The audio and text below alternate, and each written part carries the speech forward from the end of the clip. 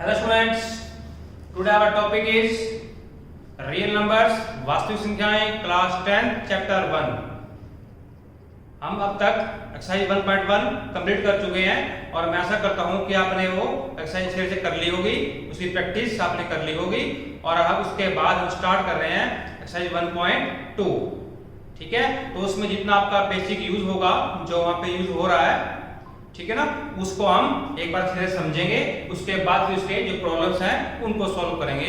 तो सबसे पहले आज का थोड़ा रिवाइज कर लेते हैं। आज तक हमने जो नंबर्स हैं, जो काउंटिंग है 1 2 3 4 5 अप टू 100,000 लाख करोड़, उनको हमने डिवाइड कर रखा है। डिवाइड कैसे कर रखा है? देखो, उनको डिवाइड कर रखा है हमने टू पार्ट से, टू पैटर्न से हमने अपनी काउंटिंग को, अपने नेचुरल नंबर्स को हमने डिवाइड कर रखा है। कैसे कर रखा है? एक तो कर रखा है सम और विषम में, यानी इवन नंबर्स और ऑड नंबर्स में। एक उनको डिवाइड कर रखा है, उनको कैसे कर रखा है? भाज्य में, अभाज्य में, यानी कंपोजिट नंबर्स में और प्राइम नंबर्स में।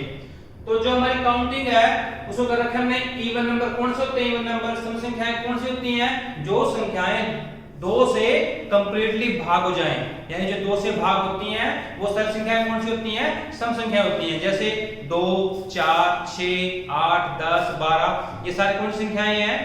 सम संख्याएं हैं। ठीक है, लिख लेते हैं हम 2 4 6 8 10, ये कौन सी संख्याएं हैं? सम। क्यों सम है ये? इवन नंबर्स क्यों है ये? तो ये सारी संख्याएं ये 2 से भाग होती हैं। ठीक है ना। इसके अलावा जितनी संख्याएं बचती हैं काउंटिंग के अंदर, गिनती के अंदर, इसके अलावा जितनी संख्याएं बचती हैं, कौन सी बचती हैं? 1 3 5 7, ये सारे क्या हैं? विषम संख्याएं हैं। ठीक है, यानी जो संख्या सम संख्या नहीं है, जो संख्या इवन नंबर नहीं है, वो कौन सी है? ऑड नंबर है, विषम संख्या है। ठीक है, तो कौन सी बची है? 1 3 5 7 9। ठीक है, ऐसे ही देखो, हमने यहाँ पे नंबर्स को डिवाइड कर दिया है सम और विषम में। अब जब यहाँ हमने इसको बांट रखा है तो इसमें आधी सम है, हाफ सम है, जितनी सम है इतनी विषम है। ठीक है ना, दोनों के जो नंबर्स है वो क्या है? इक्वल है। ठीक है ना। तो अब इसी को हमने डिवाइड कर रखा है संख्याओं को, नंबर्स को, किसमें? भाज्य और अभाज्य में, कंपोजिट नंबर में और प्राइम नंबर्स में। ठीक है, तो आज तक हमने इसकी डेफिनेशन की है, वो क्या की है कि जो संख्या अपने आप से भाग हो जाए और 1 से भाग हो जाए। ध्यान सुनो क्या कह रहा हूं। जो संख्या अपने आप से भाग हो जाए और 1 से भाग हो जाए, वो तो होती है प्राइम नंबर, यानी कौन सी संख्या? अभाज्य संख्या। और जो किसी और से भाग होती हो अपने अलावा और 1 के अलावा, अगर वो किसी और से भाग हो रही है तो वो कौन सी है? भाज्य संख्या है। ठीक है, लेकिन यहां देखो ध्यान से, मैं बता रहा हूं, मैंने काउंटिंग लिखी है 1 2 3 4। यहां पे बच्चे कंफ्यूज होते हैं, यहां पे कोई कंफ्यूजन नहीं है। यहां पे मोस्टली बच्चे को किसी को कंफ्यूजन नहीं होती, लेकिन यहां पे कंफ्यूजन होती है। क्या कंफ्यूजन होती है बता रहा हूं, क्या कंफ्यूजन होती है? तो 1 2 3 4 5 7 ये लिख दिया मैंने यहां पे। ठीक है ना। अब मैं क्या बता रहा हूं आपको कि जो संख्या खुद अपने आप से भाग हो जाए और 1 से भाग हो जाए, वो कौन सी होती है? अभाज्य, यानी प्राइम नंबर्स। और इनके अलावा, ठीक है ना, अगर कोई संख्या अपने आप के अलावा और 1 के अलावा अगर किसी और से भाग हो रही है तो कौन सी होगी? भाज्य होगी, कंपोजिट नंबर्स होंगे वो। ठीक है, तो देखो ध्यान से। अब इसमें क्या है? जो 1 है ना, ये 1 ये जो है ना, तो ये आता भाज्य में और ना किसमें आता? अभाज्य में। ये जो मैं आपको बता रहा हूं, भाज्य और अभाज्य जो डिफरेंस बता रहा हूं, इसकी जो एक्चुअल डेफिनेशन है वो क्या है, जो हम याद नहीं करते। ठीक है ना, जो हम आज हमने समझी नहीं है। ठीक है, वो क्या है? अगर उसको आप याद कर लोगे, फिर ये जो कि 1 है, इसको सर आपने क्यों क्रॉस कर दिया, ये भाज्य में क्यों नहीं आती, ये अभाज्य में क्यों नहीं आती, वो क्लियर हो जाएगी आपको। मैं बता रहा हूं, क्या बता रहा हूं आपको क्या याद रखना है? आपको सिर्फ ये याद रखना है, जिस संख्या के 2 गुणनखंड हो, 2 फैक्टर हो, ओनली 2 फैक्टर हो, वो कौन सी होती है? प्राइम नंबर्स, यानी अभाज्य संख्या। और जिसके 2 से ज्यादा फैक्टर्स बन जाएं, गुणनखंड बन जाएं, वो कौन सी होती है? भाज्य संख्या। मैं क्या बता रहा हूं, ध्यान सुनो। जिस संख्या के 2 गुणनखंड यानी 2 फैक्टर बने, वो तो होती है प्राइम, यानी अभाज्य संख्या, और जिसके दो ज्यादा बने वो कौन सी होती है, भाज्य यानी कंपोजिट नंबर। सिर्फ दो की बात हो रही है यहाँ पे, आपको सिर्फ दो याद रखना है। अगर जिस संख्या की सिर्फ दो फैक्टर हो, दो, वो तो होती है अभाज्य यानी प्राइम। जिसके मोर देन 2 यानी दो से ज्यादा हो जाए वो कौन सी होती है, भाज्य। एक की मैंने बात नहीं की, तो ये जो 1 है ना, इसका सिर्फ एक गुणनखंड है, कौन सा, 1, और से कोई गुणनखंड नहीं बनता। देखो जो 2 है इसी गुणनखंड क्या बनेंगे, 2 और 1। जो 3 है उसे गुणनखंड क्या बनेंगे, 3 और 1, क्योंकि 2 गुणे 2, 3 गुणे कितना आएगा, 3, और देखो 4 है उसके ये बनेंगे, कितने बन गए इसके, 3 बन गए हैं। तो ये कौन सी बन गई है, ये भाज्य बन गई है। 5 है उसके बनाओ, 2 बनेंगे। 6 है कितने बनेंगे उसके, 3 बनेंगे। 7 है, 7 एकम 7। 8 है, ये बन गए, समझ में आया। तो जिन संख्याओं के देखो जो 1 है, 1 आपका ये तो अकेले ही है बस, ठीक है ना। तो 2 की बात हो रही है, जो संख्या में के 2 गुणनखंड बने, 2 फैक्टर बने, वो तो होती है अभाज्य संख्या। और जिसके मोर देन 2 बने, 2 से ज्यादा बन जाए, वो कौन सी होती है, भाज्य संख्या। ये आपने ध्यान रखना है, इसको नोट कर लेना है इनको, ठीक है। तो देखो यहां से जो 1 है, ना ये भाज्य है ना ये अभाज्य है, ठीक है ना। तो कौन कौन सी होंगी, अभाज्य है 2, 3, 5, 7,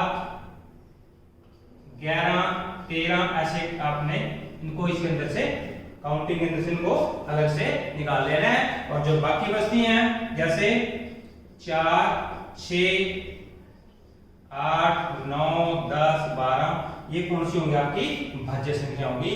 तो आपको ये अच्छी तरह से आपके माइंड में ये क्लियर होना चाहिए कि कौन सी संख्याएं भाज्य संख्याएं होती हैं, कौन सी अभाज्य होती हैं, कौन सी सम संख्याएं होती हैं और कौन सी विषम संख्याएं होती हैं। अगर आपको ये क्लियर है, फिर ये शब्द जो है बार बार ये वर्ड्स है इस क्वेश्चन के अंदर यूज होंगे, तो क्वेश्चन तब समझ में आएगा जब आपको ये क्लियर होगा। अगर आपको ये क्लियर नहीं है, वहां पे क्वेश्चन को रीड करते रहो, समझ में नहीं आया क्वेश्चन को, ठीक है ना। तो जो नंबर्स हैं उनके बारे में आपको क्लियर होना चाहिए पहले कि किस नंबर के बारे में बात कर रहे हैं, ये उसको कैसे सॉल्व कर सकते हैं हम, ठीक है।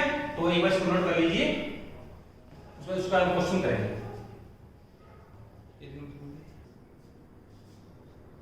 क्वेश्चन फर्स्ट एक्सरसाइज 1.2 स्टार्ट करते हैं हम। फर्स्ट क्वेश्चन क्या है हमारा, फर्स्ट क्वेश्चन है निम्नलिखित संख्याओं को अभाज्य गुणनखंड के गुणनफल के रूप में व्यक्त कीजिए।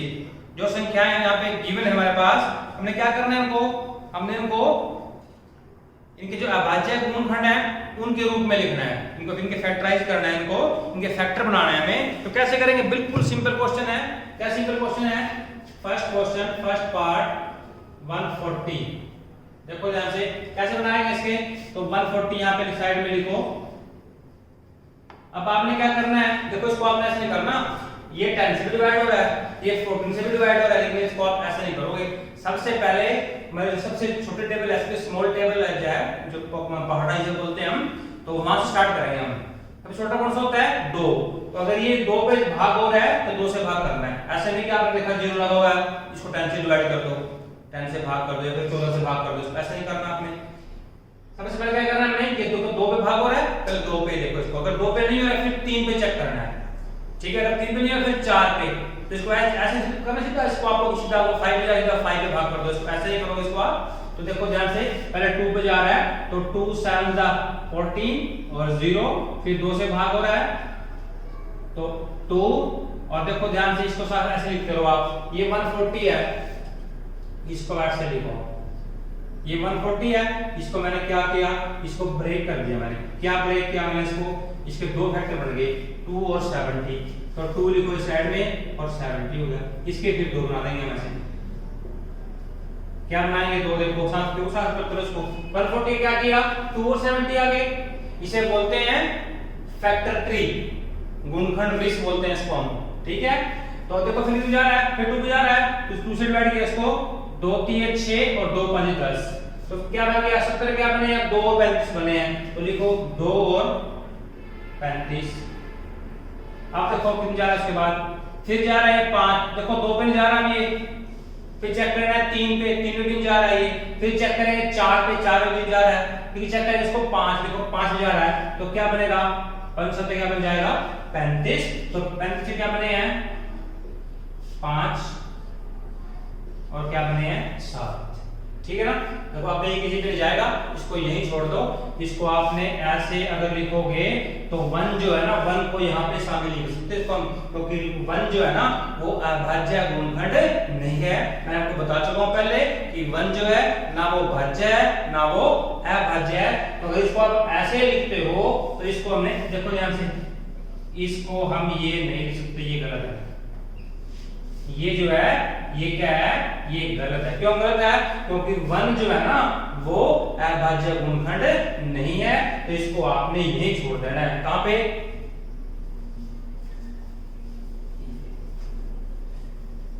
ठीक है, तो हमारे घटक कौन से बने देखो ध्यान से, इसको आप ऐसे लिखोगे 140 is equal to 2 into 2 into 5 into 7, और देखो जो 2 हमारा 2 बार आया ना, इसको ऐसे लिख लो 2 पावर 2 और इंटू 5 और इंटू 7, तो हमने क्या किया, हमने 140 के क्या बना दिए हैं, 140 को अभाज्य गुणनखंड के रूप में व्यक्त कर दिया इसको हमने, ठीक है। तो ये क्वेश्चन को नोट करो, फिर सेकंड और थर्ड पार्ट करते हैं।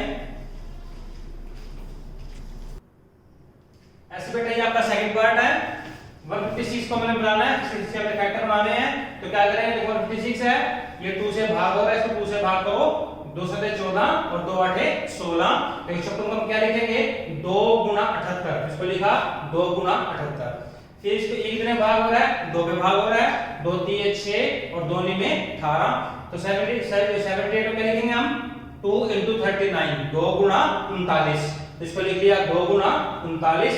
अब जो देखो 39 है वो 2 से भाग नहीं हो रहा है, कितने से भाग हो रहा है 3 से भाग हो रहा है, तो 3 से भाग करो, 3 एकम 3 और 3 दिए 9, अब ये किसी पे नहीं जा रहा, ठीक है, ये अभाज्य गुणनखंड बन गया।